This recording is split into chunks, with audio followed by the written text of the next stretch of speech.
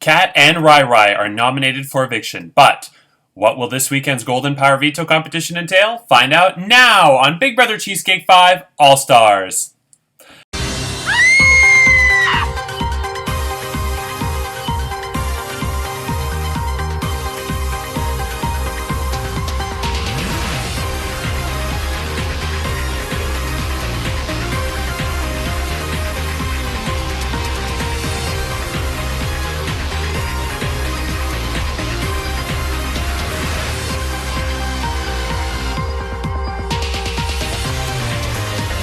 I'm Rai Rai.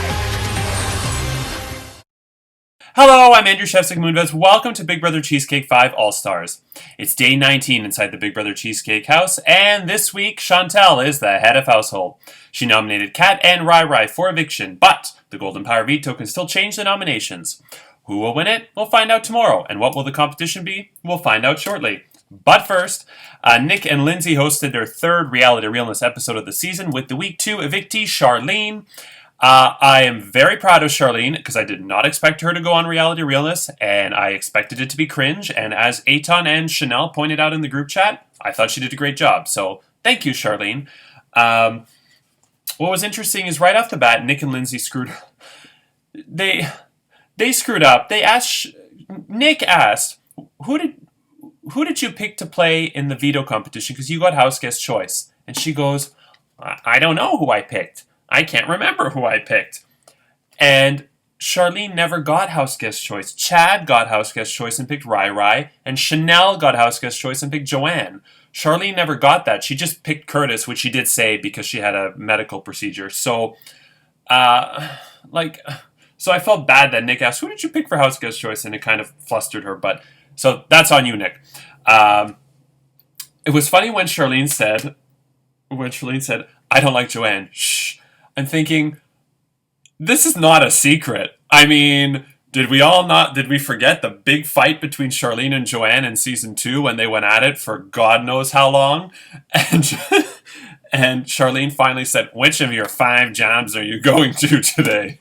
I mean, oh boy. So yeah, I don't know why she said shh to that, because I think Joanne knows. I remember every time Joanne would be like, I love you, Charlene. Not. Yeah. Charlene also said, I'm not a conversationalist. Oh, that's a lie. I mean, you are like Lady Chatterley. I've never seen you quiet before. Like, where are these lies coming from, Charlene? Anyway. Yeah, so Charlene did a great job. Then Nick and Lindsay talked about how, okay, yes, I screwed up the couscous thing. Quinoa was in season 3 for beer pong, and couscous was season 4.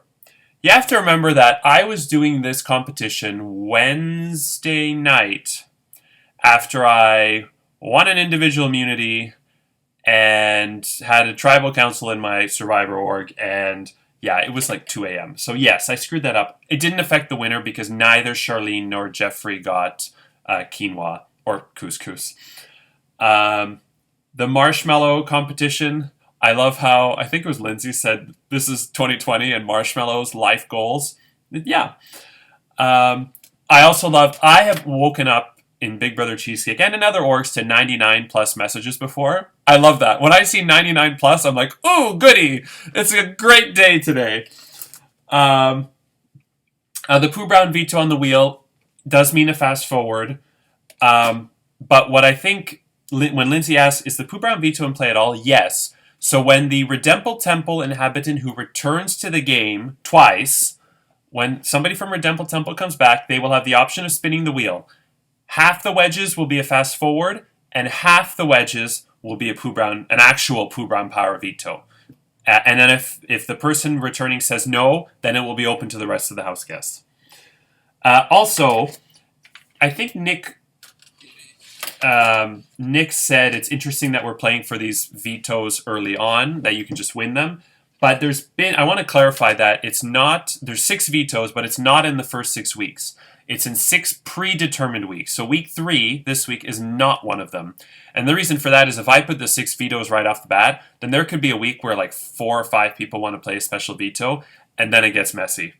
And So I wanna space out the eligibility for the vetoes. And as Chantel said in her nomination speech yesterday, she wants to flush out the Ruby veto, to potentially make way for other powers coming into the game, because the Ruby veto, even though it's never been used before in the history of the game, thanks Brenda, it's valuable. So speaking of the Ruby Power veto, Rai was not impressed that he was nominated, and he decided to tell Chantel off, which is always fun. So here's Rai's speech. If anyone believes Chantel's speech, it's total bullshit. Just saying it out loud so all of you can hear it directly. She spoke to me at the beginning of the game about Seasons 3 and 4 working together to eliminate Seasons 1 and 2 before moving on in the game and fighting it out from there. In Week 1, she told me I would have nothing to worry about when it came to her as an HOH. Does this change anything? No, it doesn't. But when someone pisses in my ear and tells me it's raining, I want to make sure the rest of you aren't getting wet unawares. So if I survive this week, I will be doing my level best to avenge this lie, and everyone else is safe. If you didn't know I was going up but thought you had her ear, she lied to you too. So yes, if the Golden Power Veto is used, the Ruby will also be used. If you end up on the block because of this, I apologize in advance, but remember, it's Chantel's bullet in that gun. Yikes. Also, for those of you who don't know me, I don't play this game in the shadows. I don't have to keep track of my lives because I don't tell them. And you know exactly where I stand if you ask. Wow! That was pleasant. Before I get to the rules, to the Golden Power Veto competition, I'm going to try and say this quickly so I don't break down. I went back and I read through everybody's comments after the final tribal council in my org, where, long story short, a guy I was attracted to who essentially led me on for most of the game, more or less. Basically, I found out was going to be having somebody else from the season come to visit him this weekend. And so I kind of broke down and cried, and then long story short, I got a lot of love and support from this cast, from everyone, but specifically from everybody in Big Brother Cheesecake, so thank you. I cannot believe I got through that without crying. Okay, all the times I practiced that speech, I started crying. Okay, now it's time to get to the rules, to the Golden Power Veto competition, which took a long time to set up, but it's going to be exciting. It is called Big Brother Press Your Luck. And here's how it works. Press Your Luck is a classic game show from the 80s, hosted by Peter Tamarkin, and revived now with new electronics and crap, and I forgot her name. Was it Elizabeth Banks or something? I forgot her name. I don't like the revived version, but I don't like the revived version of any game show, so that's nothing new. But Press Your Luck is a very simple game where you will answer trivia questions to earn spins on a wheel, which I will be spinning live on Zoom, and the competition is on Zoom, by the way.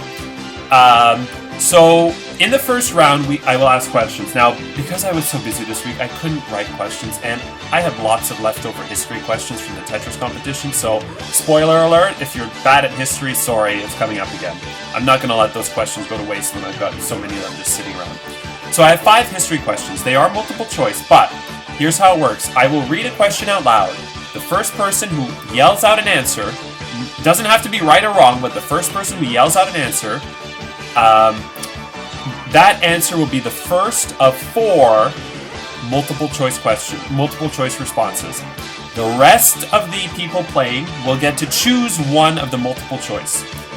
If the person who yells out an answer is right, they get 3 spins. Everybody else who gets the right answer gets 1 spin. At the end of 5 questions, we'll tally up the spins, and whoever has the most spins gets the advantage of going last in the spin part of the competition. And whoever has the least spins goes first. And in the event of any ties, there will be tiebreaker questions to determine the difference. So then we go to the spin part. So, if the person who has the least amount of spins will go first, you'll spin the wheel, and after you take 1 spin, you can choose to press your luck, which is spin again, or pass your spins. Unlike in Press Your Luck, where when you pass your spins, it goes to the player with the highest amount of money, you can pass your spins to anybody. Anybody can get your spins. Okay, the person who you pass your spins to must take all the spins. Yeah, so we have on the wheel $5,000 in a spin. A whammy, of course, means you lose all your money. The whammy takes your money, and 4 whammies means you're out of the game permanently. 2250, 2,000 a spin, whammy, 2,500, 1250, whammy, 3,000 a spin. Steal 1,000 if no means you get to steal 1,000 from a player. If nobody has 1,000, then I will just award you $1,000. Whammy, 4,000 a spin, 750, whammy, 1,500, move 1 space, 1,000 a spin, move 1 space, steal. Lose 1 whammy means you get to lose 1 of your whammies, which really helps you if you have 2 or 3. $1, which I know seems like nothing, but trust me, people have won with $1 before. Whammy, 500, and we're back to the start. So I will spin the wheel, and let's see what I get. Okay, I suck, but that's just the wheel spin. So yeah. And at the end of after all the spins have been taken, whoever has the most amount of money is the winner of the Golden Power of Veto. Okay, with that said, who will win the Golden Power Veto? Find out tomorrow in the Big Brother Press Your Luck Golden Power Veto competition. And Monday, will they use it to save Rai Rai or Cat from the chopping block? And Tuesday is the next live eviction and head of household competition where another house guest will be evicted from the Big Brother Cheesecake 5 house and will join Charlene in Redemple Temple, where one will stay and one will be permanently evicted. I'm Andrew Chefs of Moonves. Take care and leave you as we eavesdrop on the house guests. No! It's 3:30 in the morning. I'm Andrew Chefs of Moonves. And remember, I'm Andrew Chefs of Moonves. Take care and remember, apples are always best in pie.